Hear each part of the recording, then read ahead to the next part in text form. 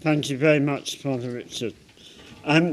Ladies and gentlemen, it is a great honour to have been invited to address this conference on such an important issue as speaking the truth in Parliament. And it's a great pleasure to be back 23 years after my first brief visit to Oxford for my entrance interview at St John's.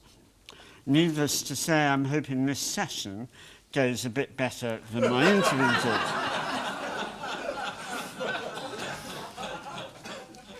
I was only introduced into the House of Lords in November 2015. So as a parliamentarian, I am a one-year-old, which at the advanced age of 45 feels rather good. And yet, I'm actually not that new to politics, as I spent my entire career in public affairs, most of it in charities, including Cancer Research UK, Macmillan Cancer Support, and the Royal British Legion. 1 year on from my introduction to the Lords, I've been reflecting on what are the most important lessons I've learnt so far. There are two.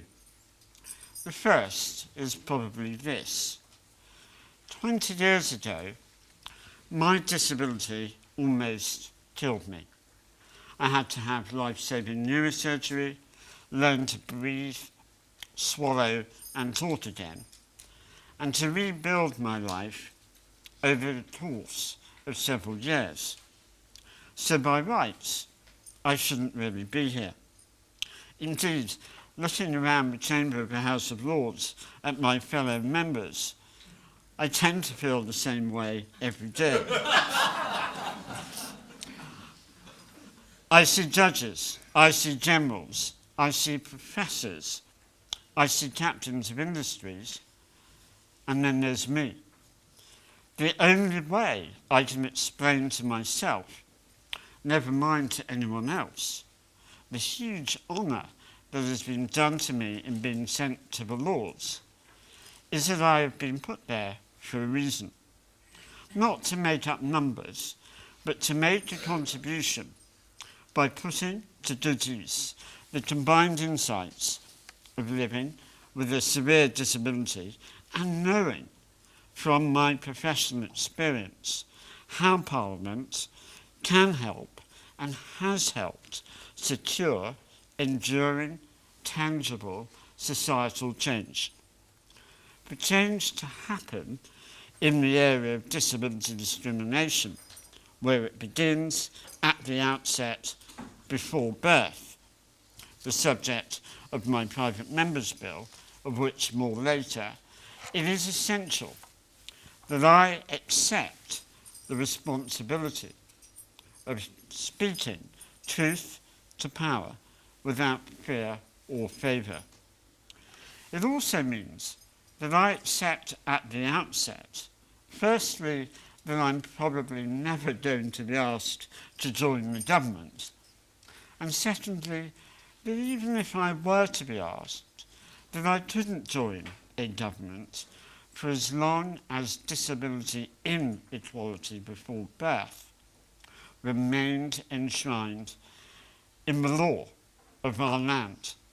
What do I mean by that? I mean that the law as it stands, far from prohibiting disability discrimination, actually provides for legal and lethal discrimination on grounds of disability through termination.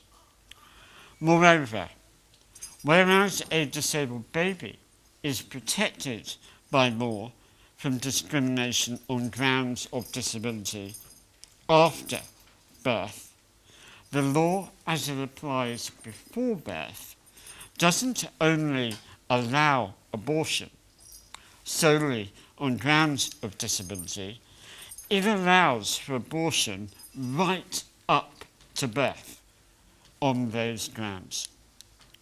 Now, not being a minister doesn't mean, of course, that I cannot serve or that I cannot contribute. But it does mean the service I give is more likely to be in Parliament and to certain groups outside it, for example, disabled people, than it is to government. The upside is that I am completely free to be true to my conscience, not to claim a monopoly on the truth, as if any of us ever could, but to promote and to contribute to truthful debate, which is just as well, because if the first lesson I've learnt is the responsibility to speak truth to power without fear or favour, then the second important lesson I've learnt during my first year in the Lords is that in the case of securing disability equality before birth, truthful debate is not so much being damaged as being made virtually impossible by a systemic denial so profound that the institutional prejudice against disability at the system's very heart is making a lie of disability equality.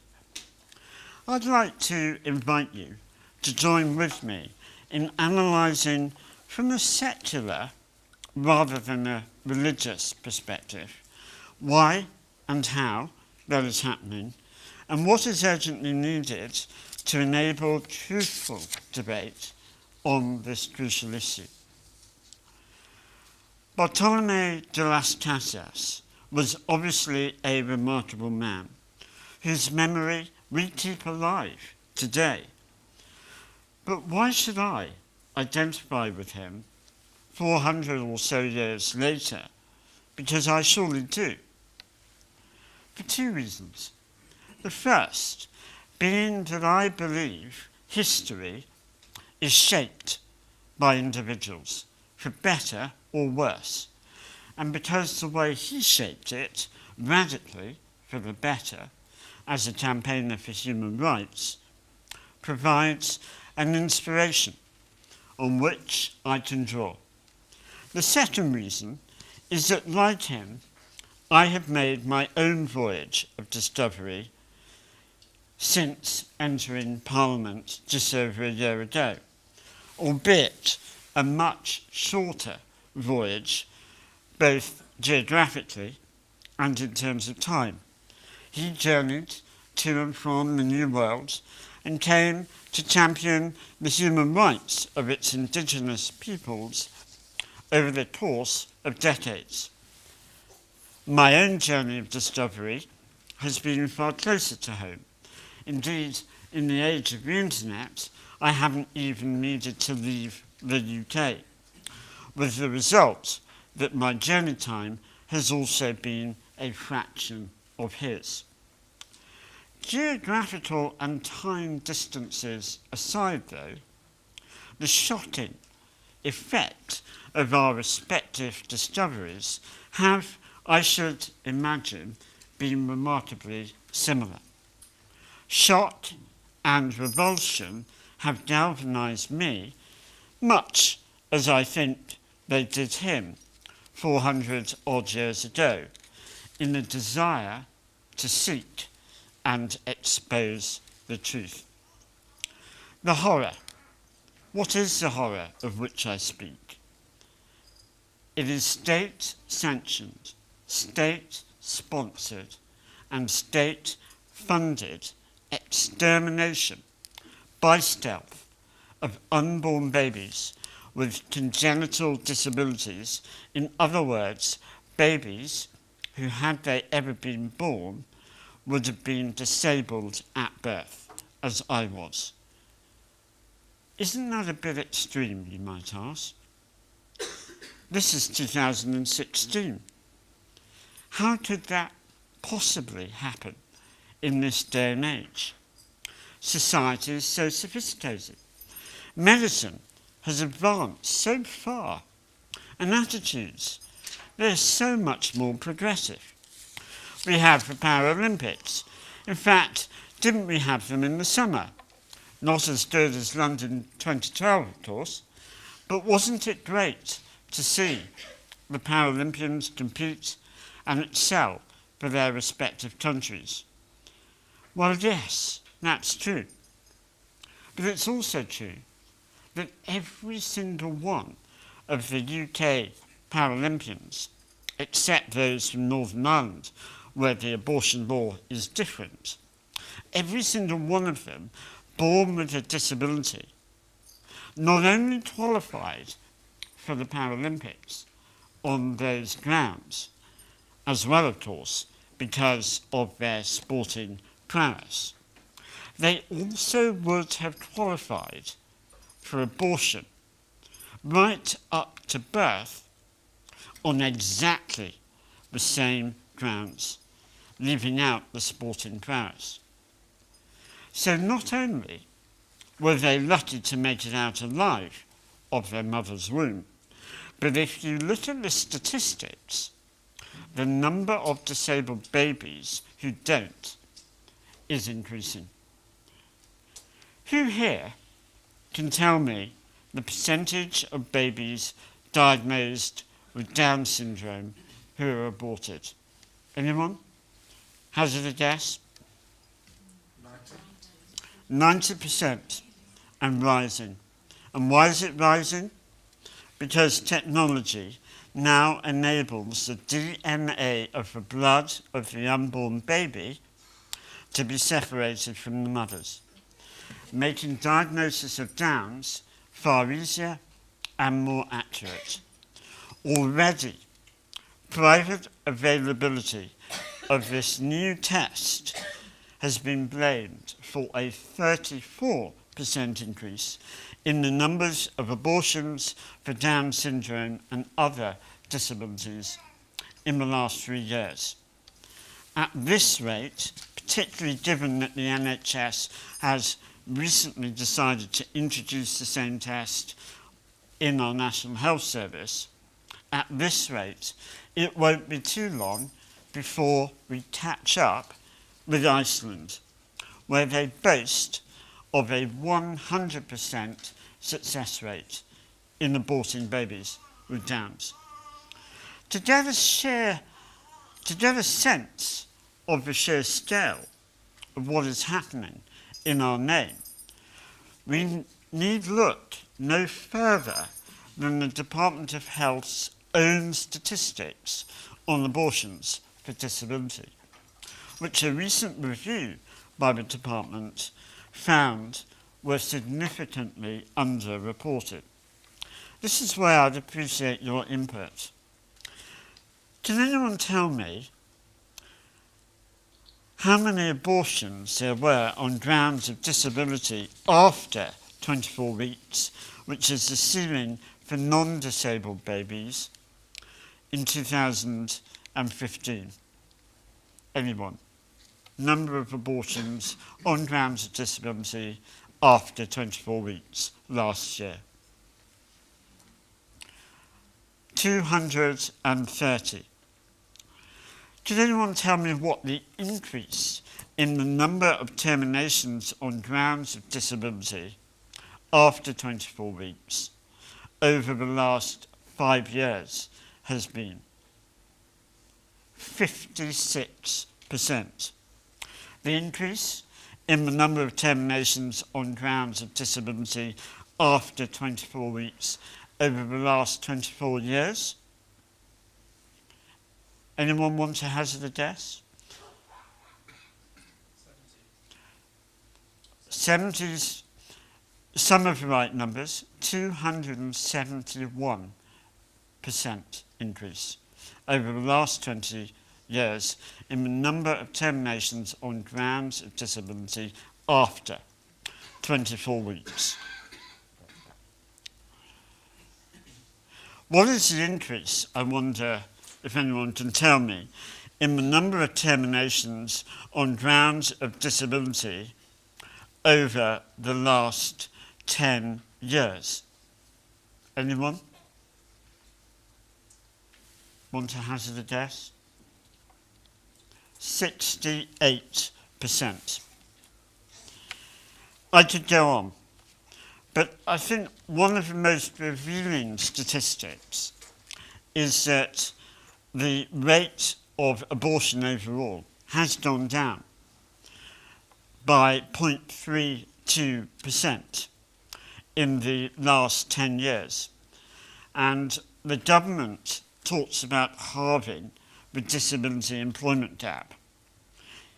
It would make a huge difference if it looked at halving the abortion gap between non-disabled babies and disabled babies and bringing that gap down.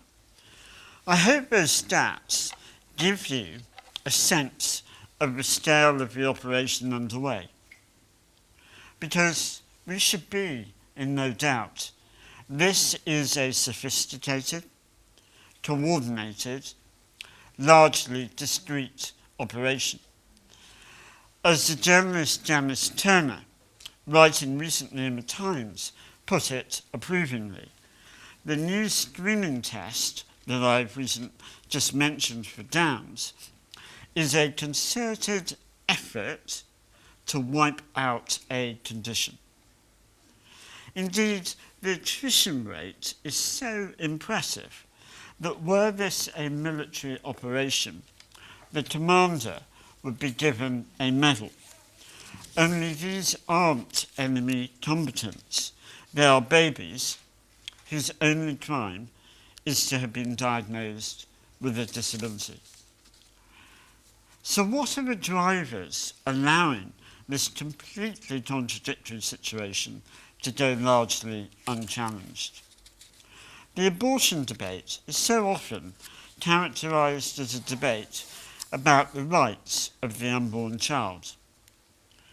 But my bill doesn't go near that issue. Indeed, it doesn't take a position on abortion. It's neither anti-abortion nor pro-abortion. Instead, it poses a different question, one which, as a disabled person, I ask directly. And it's this: I may be the only person with a disability in this room. I don't know. But I asked every non-disabled person, what gives you the right to determine whether a baby should be aborted from being disabled?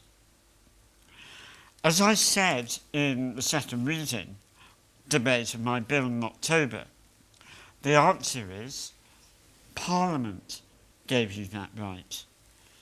Not only has it legalised and legitimised disability discrimination, and therefore inequality before birth through abortion on grounds of disability, it has allowed it to be normalised to the extent that as a society we think nothing of applauding our Paralympians while also effectively applauding ourselves for eradicating not just disability discrimination, but disability itself through the abortion of babies for the very conditions that constitute the essential criteria for competing in the Paralympics: disability. It is a legal framework which informs our whole approach and perpetuates the prejudice to the extent that the belief is embedded within the culture of the NHS, the Department of Health, and antenatal care in general, that disability is a tragedy, a medical anomaly which must be prevented, if necessary, through termination.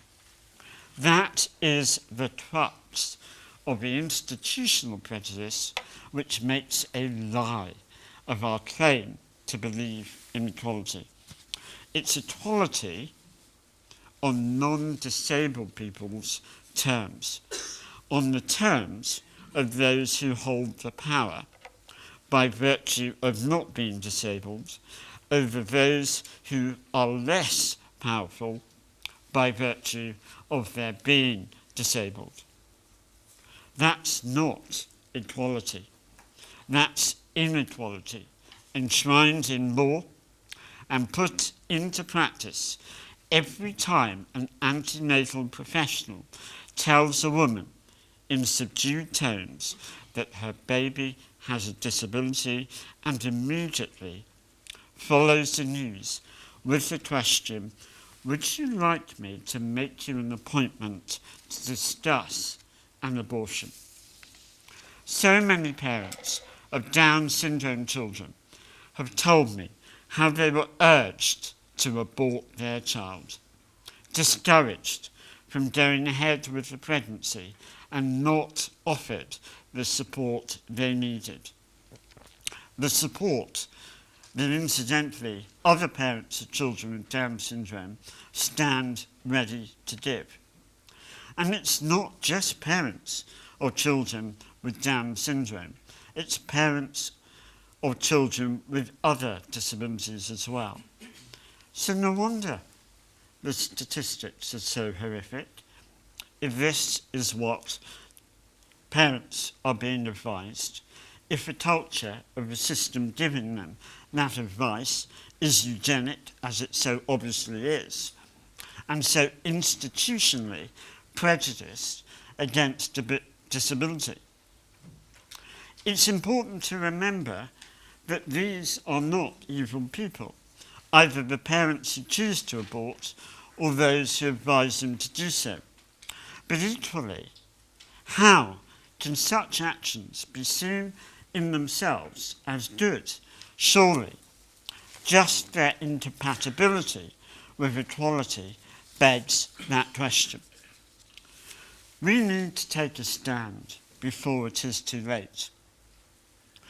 Eradicating disability discrimination is not the same as eradicating disability through termination.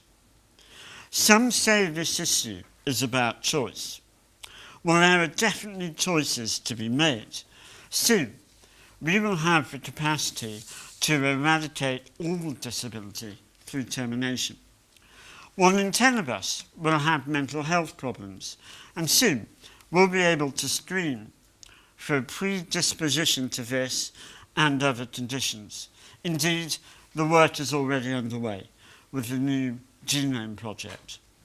We need to ask ourselves now, before events have overtaken us, as so often happens in politics, whether we're going to abort everyone with a detected flaw. Is that really what we are choosing to do? Where does this end? The fact is, my bill is extremely modest. It would still allow abortion up to 24 weeks on grounds of injury to mental or physical health, by which time the vast majority of disabilities are diagnosed. So the practical effect of removing the relevant subsection, which is the only thing my bill would do, Section 11D of the Abortion Act 1967, the practical effect would be minimal. However, the symbolic impact for disabled people would be massive, because of a stroke, legal and lethal disability discrimination would no longer be enshrined in law. That's why I really hope the government will reconsider its de facto opposition to my bill and engage with me on the issue of disability equality, something it has singularly failed to do so far.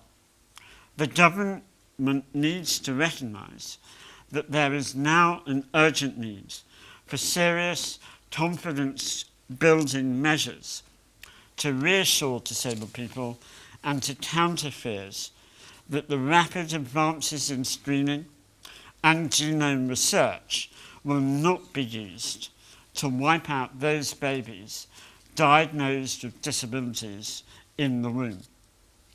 Backing my bill and instituting a review led by disabled people of the way in which antenatal advice and information is delivered, leading to medical reforms to ensure every parent of an unborn baby with a disability diagnosis receives balanced information and support, would enable the government to provide disabled people with that essential reassurance. Ultimately, as I have stated earlier, this is about power and the extent to which non-disabled people are prepared to recognise the equality of those with less power than themselves, namely their fellow human beings who happen to be disabled. In conclusion, in that sense, it is the same truth that Casas confronted 400 odd years ago when he resisted the inhumane denial of rights to the indigenous people of the New World. We delude ourselves if we think that our world, though so different in so many ways, has really changed that much. It hasn't, and it needs to. But it will, if we follow his example and believe that as humanity we are bigger, we are better than this, and that's the truth. Thank you.